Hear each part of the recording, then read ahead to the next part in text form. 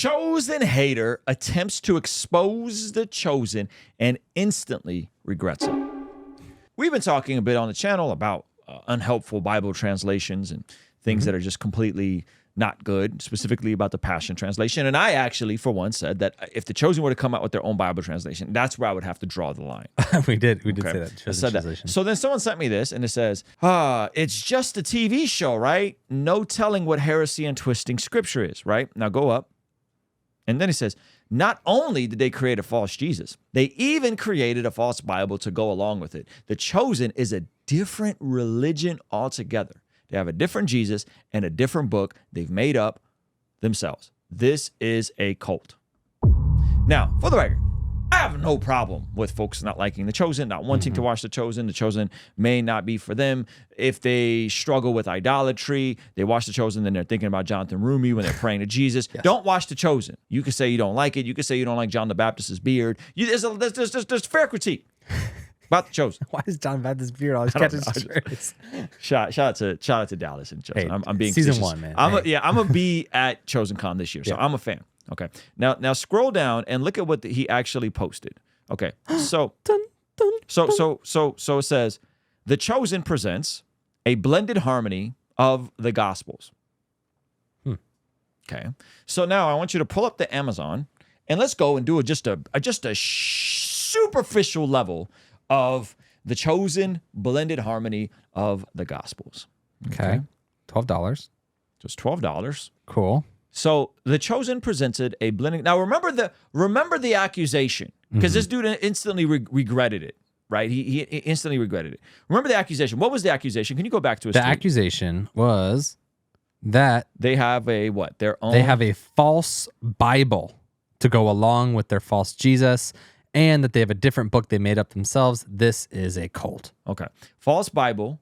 Right? Okay. Now zoom in and let's just read the description. 4 Gospels, 1 Jesus, Matthew, Mark, Luke, and John. The different details, timelines, and emphases of each gospel can make it difficult to picture the whole narrative. And Chosen TV show series acknowledges its own timeline for the unique purposes of the show. That's why we've created The Chosen presents a blended harmony of the Gospels.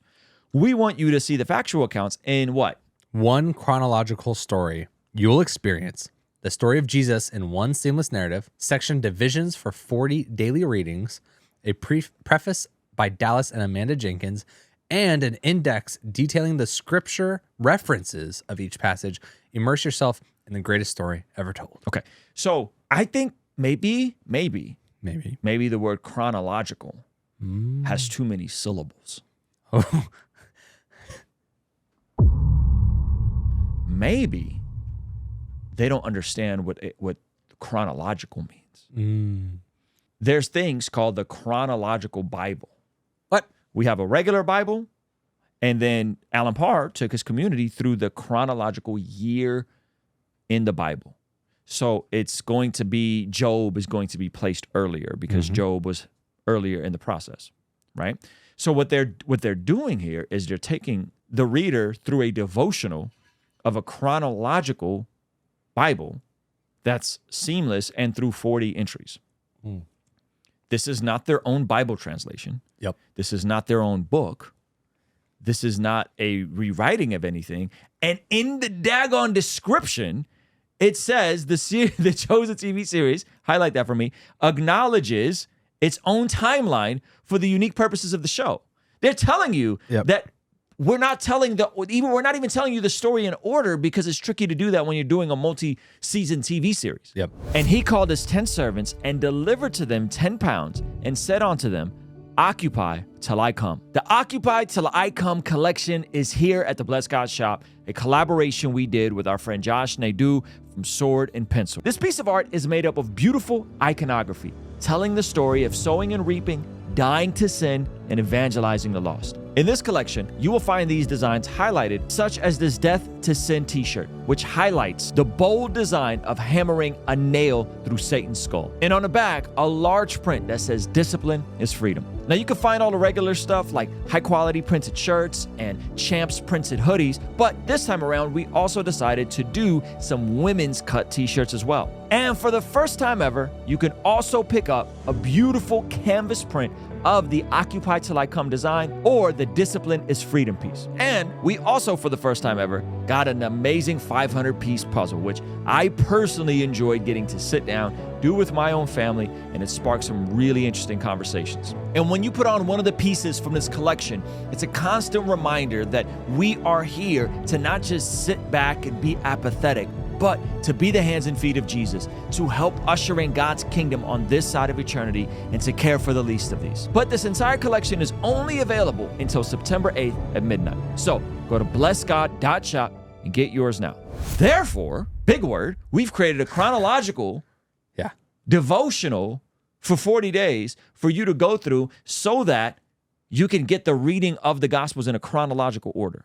And if a devotional is something that becomes their own book to become a cult, y'all are going to hate what Ruslan's working on.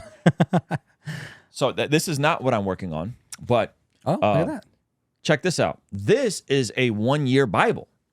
What you'll notice about a one-year Bible is it has a breakdown of Old Testament, New Testament, Psalm, and Proverb.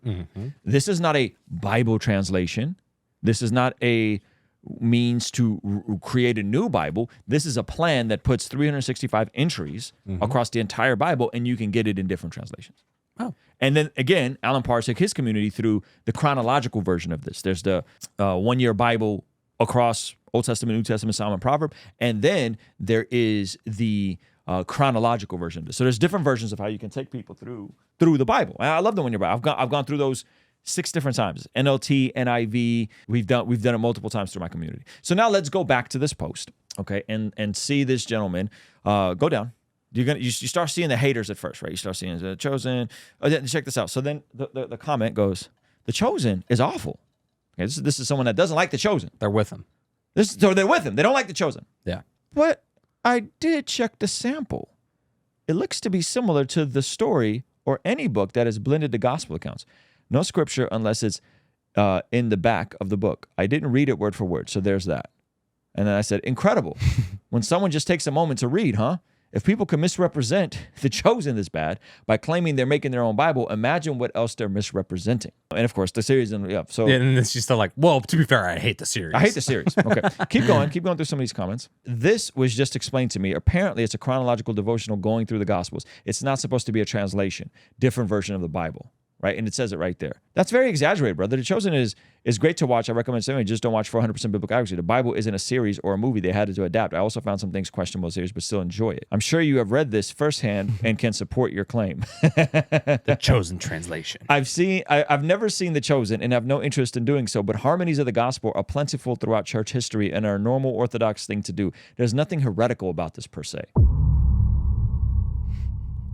Even the hater. The Chosen does have a disclaimer in the beginning of the show. After reading it, I thought maybe Matthew should have had a disclaimer too, right? The Gospel of Matthew is based on a true series of events of Mark. So they redid the thing. That's hilarious.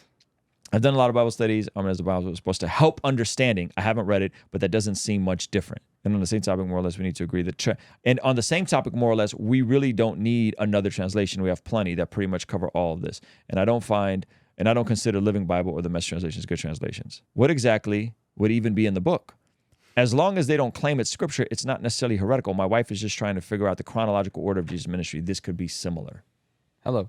Right? So the dude's own comments, it's the Gospels chronologically. The dude's own comments end up roasting him and telling him, this is just a chronological organizing of the scriptures through a 40-day devotional. This is how blind people are by their rage and their hate for something, is that they can't even slow down to process what they're critiquing. You do realize that's not a Bible, and they don't even claim to be one. I mean, all of these comments are just flaming them. The fact that you won't engage in genuine inquisition to your point shows a weak argument. You have Christians asking to understand, and you call them lazy and say, go look it up. What a profound waste of engagement. That's at the very top. Someone's like, oh man, hey, would love to hear more about this. What specifically? You're like, if you did 60 seconds of research, you would know exactly what I'm talking about, you lazy scum. So, big. But I'm just saying, if people are this blind in their rage against the Chosen, putting out a devotional, yep, and it's and claiming that it's another Bible and it's another translation, What else could these same people be wrong about? Just something to think about. The Occupy Till I Come collection is here at the Blessed God shop, and it is inspired by Luke chapter 19 and Jesus' parable of the 10 servants. And he called his 10 servants and delivered to them 10 pounds and said unto them, Occupy till I come. It's a powerful reminder for us to live with purpose, using our time, talent, and resources to glorify God until Jesus returns. This piece of art is made up of beautiful iconography, telling the story of sowing and reaping, dying to sin, and evangelizing the lost. And when you put on one of the pieces from this collection, it's a constant reminder that we are here to not just sit back and be apathetic, but to be the hands and feet of Jesus, to help usher in God's kingdom on this side of eternity and to care for the least of these. But this entire collection is only available until September 8th at midnight. So go to blessgod.shop and get yours now.